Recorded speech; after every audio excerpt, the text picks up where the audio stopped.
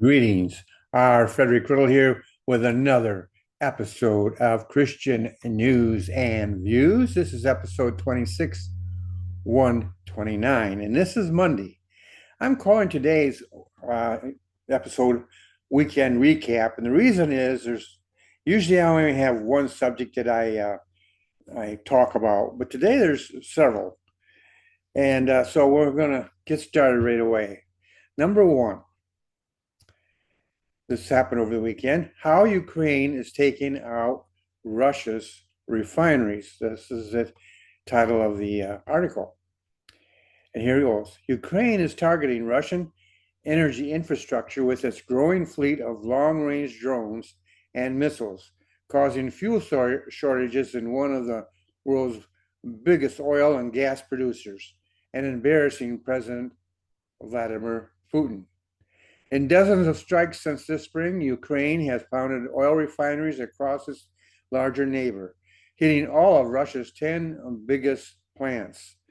Based on capacity figures from S&P Global Energy, more than one quarter of Russian refining capacity has been knocked offline, analysts estimate.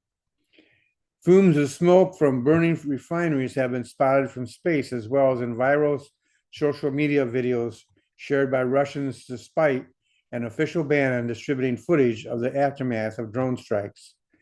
Kiev's drones have hit targets as far away as the Siberian city of Omsk, about 1,500 miles from Ukraine. Ukraine's long-range campaign is increasingly successful as the country steps up production of drones and missiles, many of which are traveling further and carrying bigger warheads. On Wednesday, President Trump said he supported Ukraine striking targets deep inside Russian territory, calling it an escalation that could help end the war. Russia's own data shows the increasing number of attacks on its soil. The country's once vaunted air defense, mainly built to defend against ballistic missiles and crewed aircraft, is increasingly being overwhelmed by Ukraine's drone armada. Ukraine is using a handful of domestically produced types of long-range drones to attack Russian energy targets. Kiev has also added a new cruise missile, the Flamingo, to its arsenal. Refineries have proved to be vulnerable targets. Some of Ukraine's strikes have hit key processing units built with Western-made technology that is difficult for Russia to replace, analysts say. The result has been fuel shortages and lengthy lines of cars at gas stations, including in parts of Russia far from the front lines. By late June, fuel rationing measures were in effect in 56 regions of Russia, according to a tally by Media Zona, an independent Russian media outlet. Putin has said the authorities are working to restore fuel supplies, and on Wednesday, Russia ordered a ban on diesel exports in response to the crisis. And related to this is story number two. Fistfights erupt at gas stations. Violent confrontations at gas stations are breaking out across Russia as Ukraine intensifies pressure on oil supplies through targeted strikes on Vladimir Putin's refineries and tankers. Several motorists became involved in a physical altercation in Penza over allegations of queue jumping. Footage of one incident was captured by reporter Anton Gereshkenko and posted on X, saying people in fuel lines now are used types of weapons in their fights. In Moscow, a cheerful female driver reported that a knife wielding man had punctured her tires, accusing her of cutting ahead in line. Frightened inside her vehicle, she asked him, "Are you an idiot or something? What are you doing?" She explained, "This guy just ran out, threatened me with a knife, and slashed my tires because he thought I was cutting in front of him at the petrol station." Tensions are escalating over persistent and worsening fuel shortages resulting from precise Ukrainian attacks on critical oil infrastructure, which are now inflicting significant economic damage. Earlier, 15 additional vessels, primarily shadow fleet tankers violating Western sanctions, were struck by kamikaze drones in the Sea of Azov. This brings the total to over 100 hits in the last 8 days, further restricting supplies to the next tourist destination of Crimea. Let me stop there for a minute. It's not part of one of my articles, but I did read just recently that it looks like Russia is getting ready to abandon Crimea. The actions they're taking and is just very suggestive, not only a downsizing, but abandoning. But that's not part of today's article, but I thought I'd throw that in. Back to the article. Footage shows tankers being struck and engulfed in flames amid a complete breakdown of Russian air defense systems. During the night, drones also targeted the Kazakh oil and passenger terminal, which connects Russia to the Black Sea Peninsula. Ukraine has pledged to cease the attacks if Putin ends his devastating war, but he continues to refuse, all at mounting cost to Russian citizens.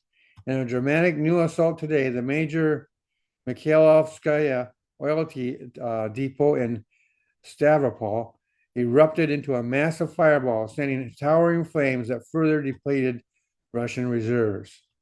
Dozens of critical refineries and oil storage facilities have been rendered inoperable. Russian sources also reported that 350 Ukrainian drones have been directed toward Moscow. Air defenses intercepted many of the incoming unmanned aircraft, but wreckage from one struck a residential building in Pioneersky, Moscow region, killing 3 and wounding others.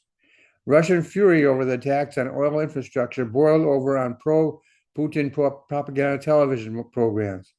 Prominent Kremlin mouthpiece Vladimir Solovyov called for severe retaliatory strikes against Ukraine. They're attacking our ships in the Sea of Azov, and they're telling NATO countries we don't care. We'll attack in the Mediterranean too, he ranted. Why aren't we destroying every ship heading to and from Ukraine? Not just the ports, but any shipping connected to Ukraine should be destroyed, and we don't care what flag they're flying. Shady ones, whatever. And what's more, we have submarines. What's stopping us from using submarines to destroy ships heading for Ukrainian ports? Russia claimed to have foiled a large-scale attack by Kiev using FPV drones on Russian military airfields in the Amur region and the Kalyabinsk region. Ukrainian intelligence services reportedly introduced into Russia drones equipped with electronic warfare-resistant neural network control modules manufactured in Britain, the United States, Canada, and Sweden. The Ukrainian region of Odessa has endured its most devastating Russian assault in 3 years, with missiles and drones striking over a 48-hour period. So those, by the way, since I'm not going to be commenting on it later, the complaint by the Russian spokesman about why aren't their submarines doing something and why aren't they attacking and so, it's very possible it's because they can't. They don't have enough submarines to do what he wants to do. They don't have enough aircraft or military to attack Navy shipping or commercial shipping for that matter. And so the answer to his question is probably because they can't. Number 3, this is one I want to comment on a little bit. U.S. Senator Lindsey Graham died from an aortic dissection. Preliminary findings reveal that U.S. Senator Lindsey Graham died from an aortic dissection. Graham, a prominent figure in South Carolina and United States politics, died after a brief and sudden illness on July 11th. According to his office, he was 71. A preliminary examination from the medical examiner of the District of Columbia found that the cause of Graham's death was an aortic dissection due to arteriosclerotic cardiovascular disease, according to Graham's communication director, Director Taylor Reedy. Additional testing is underway, Reedy said. What is an aortic dissection? An aortic dissection occurs when there is a tear in the inner layer of the body's main artery, called the aorta, according to the Mayo Clinic. The tear causes a artery's inner and middle layers to split. It is often deadly if blood goes outside the artery. The death certificate will be pending until all the toxicological and microscopic testing are finalized. And at that point, the death certificate will be updated to reflect the cause of death and appropriately classify the manner of death, Graham's office said in a statement. So my focus is going to be on Senator Graham. The rest of it is kind of interesting about the oil refineries and everything, and just shows that the war, which at one time everybody, including the president of the United States, thought was going to be won by Russia. Now that is totally on its standing on its head, no longer true. Now the favored nation, if you will, to win this war is Ukraine. It went from being favored for Russia to a stalemate, and rapidly it's been changing in the past year or so. And now it looks like Ukraine is going to win. I mentioned earlier about Crimea. People were saying they were going to have to give that up. Now it looks like they're going to get it handed to them. We'll have to wait and see, but it's just moving so fast. So my focus right now is on Senator Graham. His loss will be felt not only by friends and family, but by the nation. A longtime ally of President Trump, he has been a powerful presence in the Senate. Who will take a seat? But more importantly, who will step up and take his place within the Senate? That will be critical. And why do I say that? Because he has played a very important role. Part of the attack on Iran has been he had a strong influence on that. You got to remember, the war with Iran did not begin last year. It didn't begin this year either. It began 47, almost 48 years now ago, when the religious sect overthrew the Shah and took control of the government. Among other things, they declared themselves that whether it was an official act or not, they became at war with the United States and Israel and any allies therein. They have been attacking Americans and Israel for a long time. Israel was the only one who was fighting back, though. President after president, that's good and indifferent. And it doesn't matter which party they were. They all avoided going to war, going to a war footing and responding to these warlike actions. We have been in war for, like I said, for almost 48 years. It wasn't until Trump got elected in a second term that he decided that enough was enough. It goes to show that we as a country don't seek war with other countries. We seek peace, and we try to negotiate, try everything we can. Well, for 47 years, the United States used diplomacy and every other means they could think of, short of military, to get Iran to change. But these people, they are not reasonable. They're fanatic. If you're not one of them, then you're the enemy, and you need to die. It's simple as that.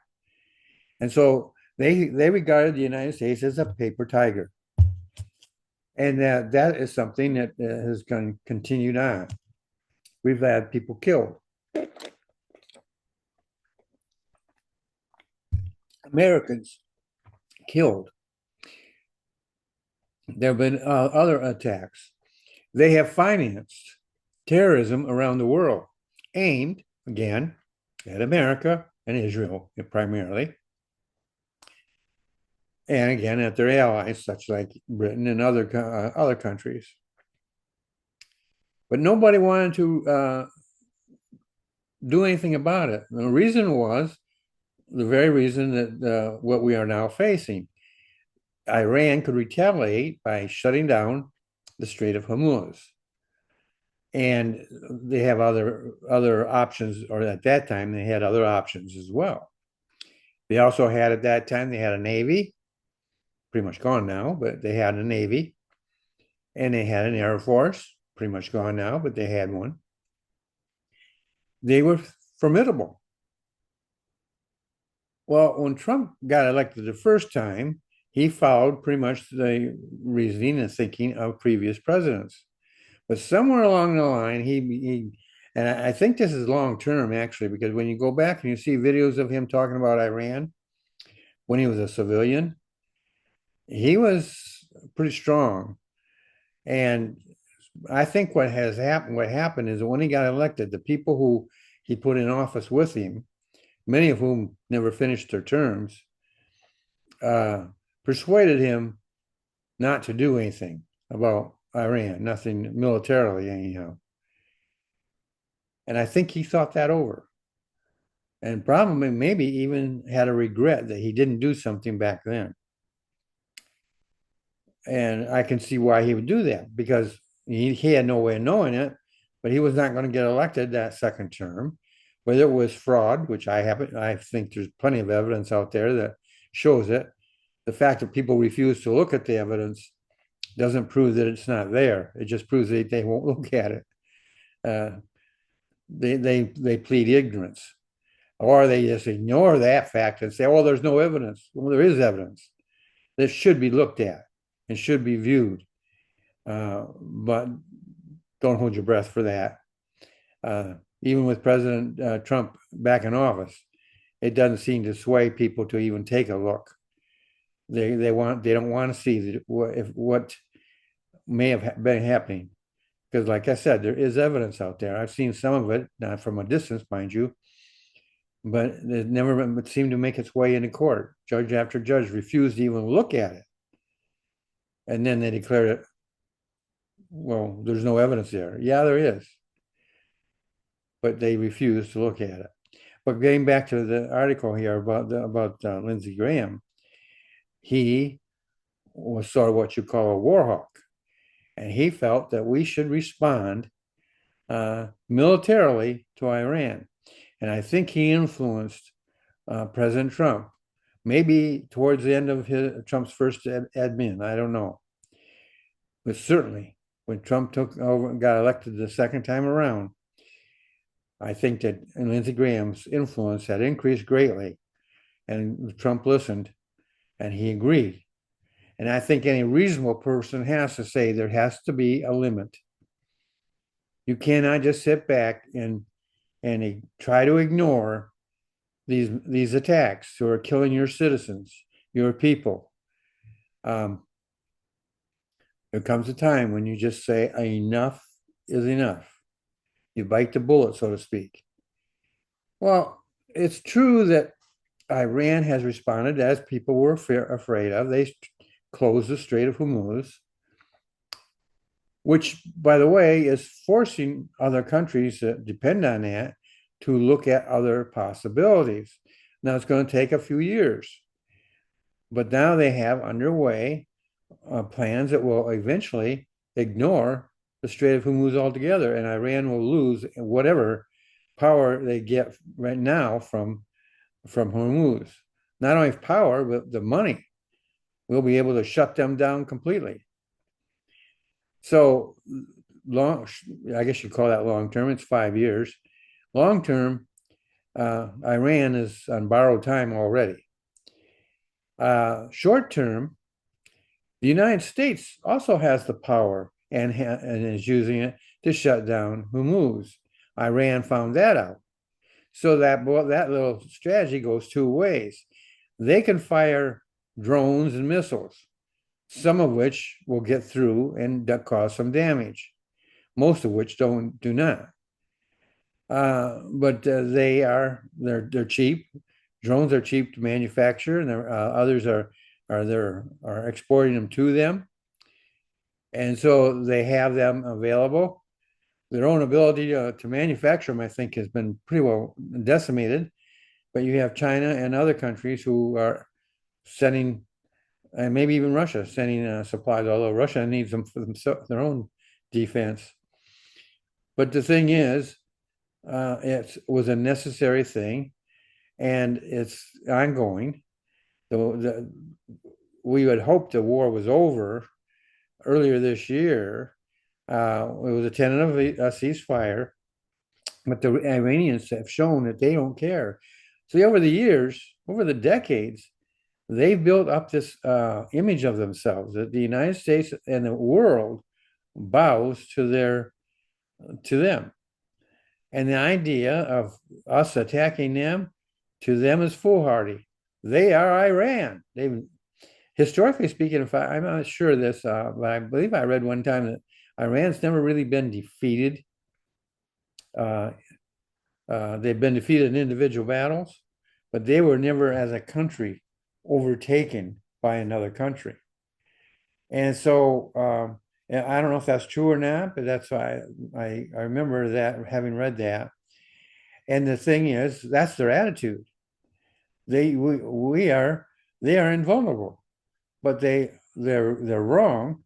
And if they were to open their eyes, they'd see that our Navy is almost virtually gone.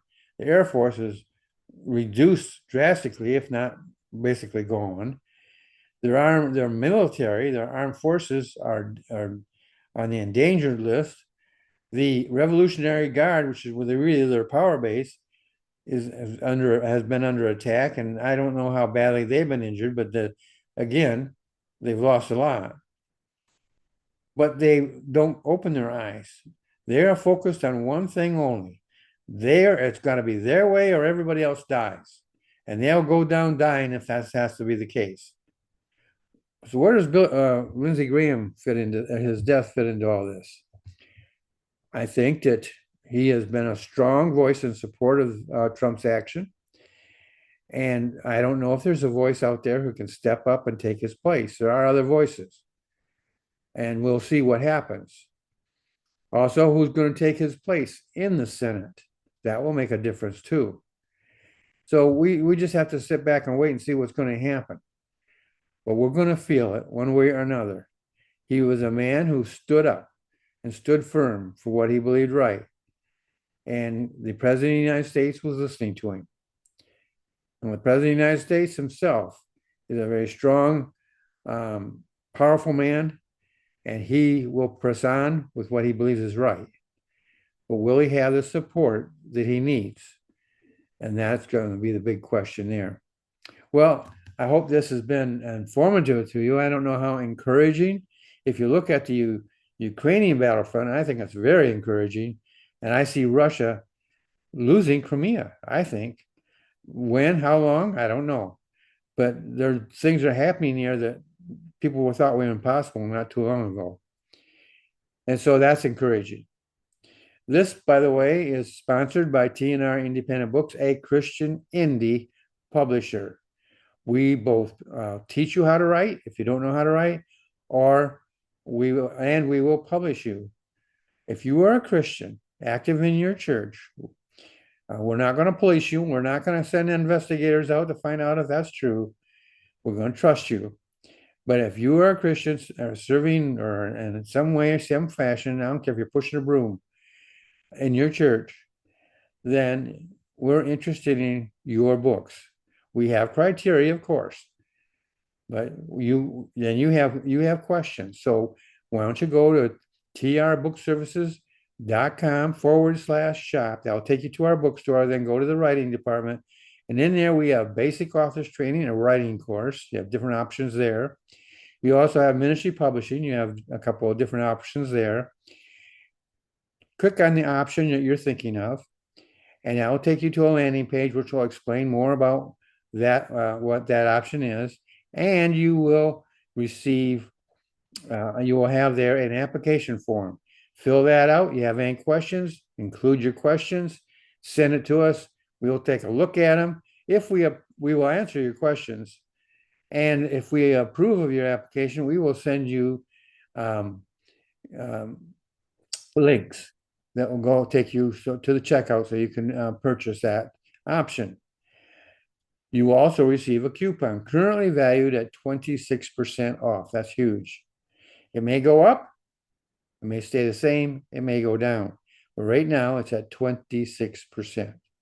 Well, you have a great day, and I hope to see you in the next episode.